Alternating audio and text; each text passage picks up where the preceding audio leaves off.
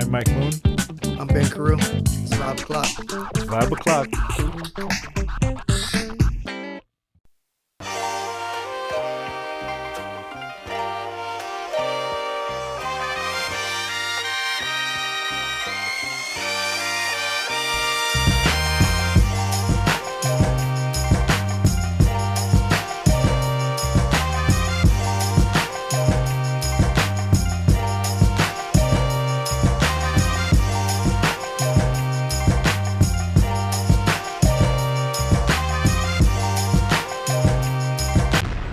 It's 5 o'clock. My name is Ben Carew.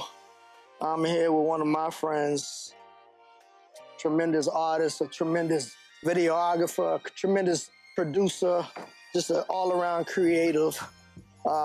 Really a mastermind, bro. That's what I like to say, but he has an album coming out. Are we calling it an album? Are we calling it there's like 10 records on it, right?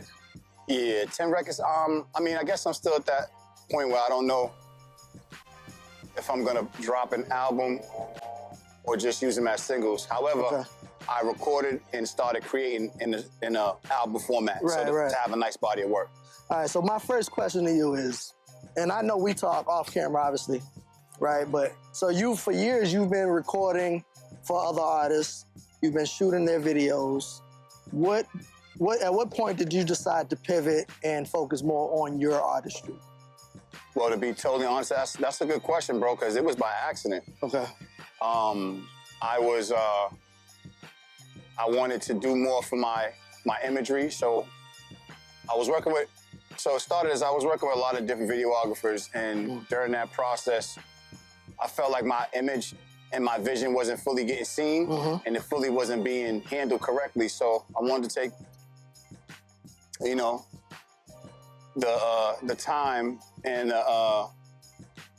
the dedication to working on myself. And when I got the camera, I realized that it wasn't about me because everybody wanted me to shoot them because I had a camera. Right. So I kind of realized business at that point and the service was more important. So it kind of was like an accident that I ended up over there because I went to get a camera for myself.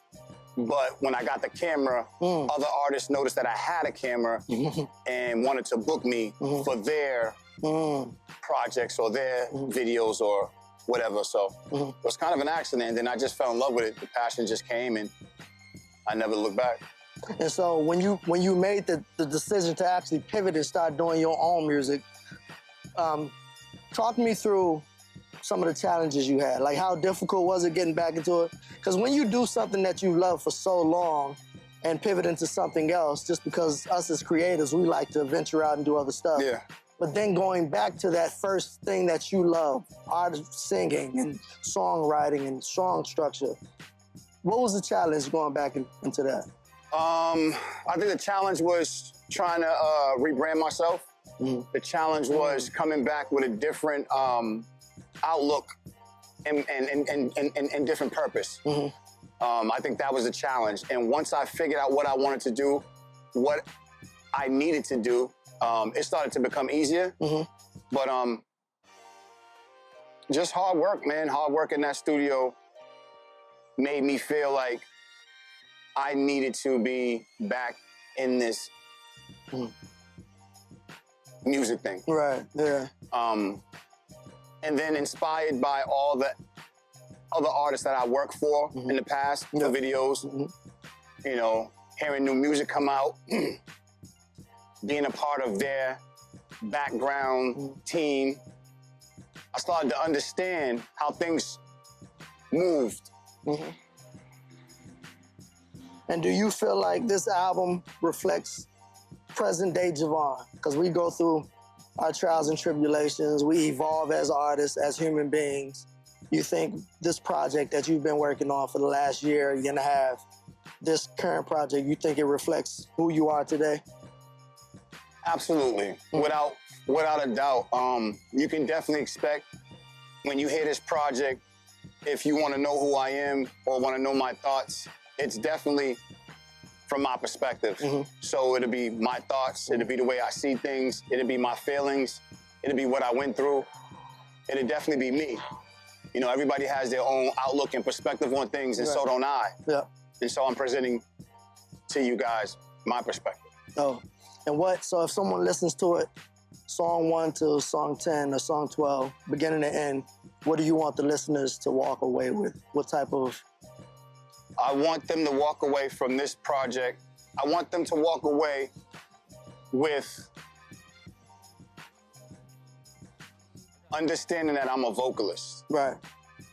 Understand that I'm a songwriter, and understand that I'm a producer, because I produced the whole project. Right. Yep. Besides one song that Red from Team 220 produced. Shout out to Red. Shout out to Red. So I hope they walk away understanding that I'm talented, like in its entirety, whichever way you'd like to look at it. J-Star Films, producing, songwriting, singing, rapping. Right. I just want you to see the whole picture now. Yeah, one-stop shop. And as an independent artist, balancing creativity with the business side, it can be challenging. What lesson have you learned during this process? I'm sorry, repeat that one more time? So as an independent artist, balancing the creativity and the business side, because you're still shooting videos for other artists, you're still taking those New York trips. Right. What lessons have you learned during this entire process? Because you still, like I'll talk to you one week, you're in New York shooting a video for somebody, and the following week, you're back in the studio, you're mastering your album. How challenging is that? It's very challenging, and I'd have to say I learned that I have to keep myself first at all costs, because when I'm not happy, I don't perform well. I think the root of who I am stems from my happiness. If I'm not happy, you'll get some throwback. If I'm not happy, you'll get frustration, you know, as I feel anybody will give if they're going through something like that. But for me, you know, I just think right now is a time for me to understand it. It's about me. It's about getting the things that I need to get done for my life. So I think that the most challenging thing was understanding that it's about you. It's not about them right now. So put yourself first. And I think I'm working towards that. It's still hard because when you have a service, you want to make sure your customers and your clients are happy, but you also got to be happy too. It's almost like, you know, in an airplane. You're about to crash, right? You're trying to help somebody, but you ain't even gonna be able to breathe in 2 seconds. Right, you gotta put your mask on. You gotta put your mask on first. So that's just what I learned, and I mean, that's cliche, but it's something we can veer away from because we're so passionate about what we do, and you just wanna be a great help. So I think, you know, today I've definitely learned, and that was a valuable lesson. Because it costs. You know what I mean? What advice or what, like, I don't want to say advice, but what would you tell younger artists trying to navigate this industry now? Because we've been doing it for a while, right? And it's something that we obviously love. We don't even care about you know, some people are chasing the fame, but we actually love creating the music. Right. But it can be tricky in this current landscape. Right. What type of advice would you give young artists today trying to do this? You know, I'll be honest with you, man. I don't think I'm even qualified to give young artists advice.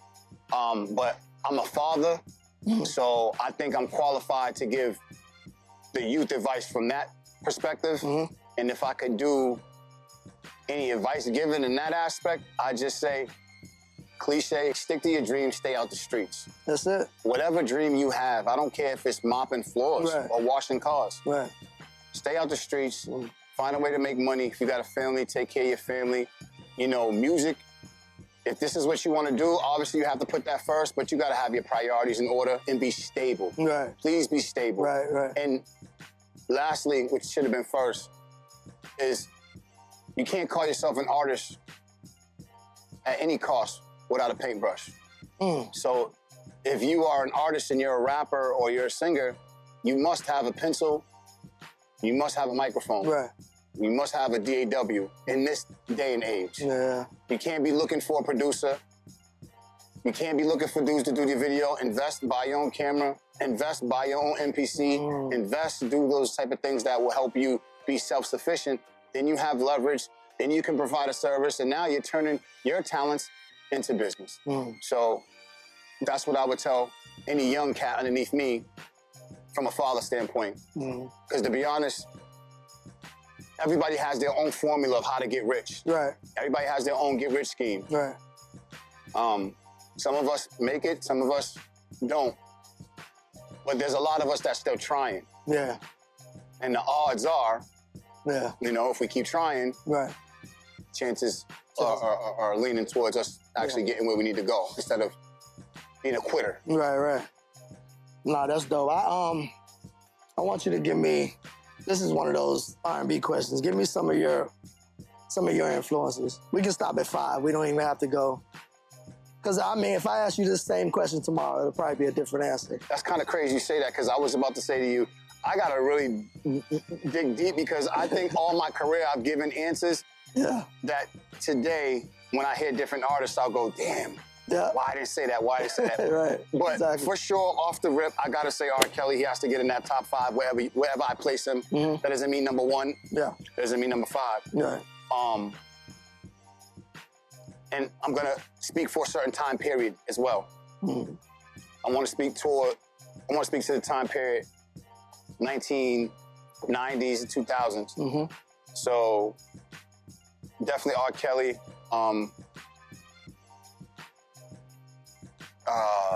Kenny Green from Intro. Oh, wow. Tony Thompson from High Five. Wow. Tony Thompson.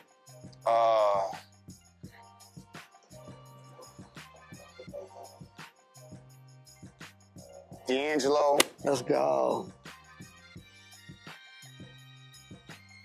And Usher. Let's go. That's tough. That's a tough list. That's an unorthodox. That's not the list you hear. Yeah. You don't hear that. You're gonna get your Michael Jacksons. You're gonna get, you know what I mean? So that's dope. Michael Jackson is a great artist. Respect his craft and respect everything he's done, and he's definitely an icon. But he didn't influence me as much as the other artists that I named. Yeah, right. You know, when I sing, you don't hear Michael Jackson. Right. You could sometimes hear maybe a Tony Thompson lick, or maybe a Donnell Jones run, or maybe a R. Kelly rhythmic flow, or something like that. So these are the artists that, in Usher's smooth, crooning ability, you know what I'm saying? Those are the type of artists that I would always listen to. Yeah. And just in case we had a number 6, yeah. I know it might be odd too, but man, give Cisco his love, man. Like, I feel like Cisco, vocally, with him being a loud, prominent singer, his vocals get lost in a different spectrum because everybody's so smooth and so in pocket, but his vocals were strong, raspy, and they had a texture in the 2000s that was kind of unmatched. Yeah, no, definitely. And there's a lot more, but I want to just throw Cisco in there because if you listen to R. Kelly, then the next 5 from R. Kelly got to be Cisco. Right. Yeah, for sure. You know what I'm saying? Right. So, nah, that's dope. That's a dope list. Yeah. Nah, that's dope. So, with Perspectives, that's the name of the project, right? What, do you have a date locked in, or like? No date yet. No date. I just got finished wrapping up the mixing and mastering. So now I got to do some admin work. Figure out a plan, formula, roll out. But you know, I shoot videos, so I can't wait to start doing that. But in the meantime, in between time, just proper planning and execution. You know what I mean? Yeah, that's dope. Well, look, man, over here at Vibe O'Clock, we are super excited to hear the album.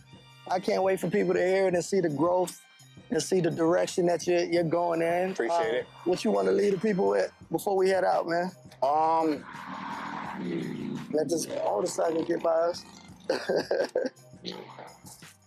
What I want to leave the people with: peace, serenity. Let's go. Javon, y'all look him up, check him out. It's 5 o'clock, I am Ben Carew, and we'll get back with y'all. Peace.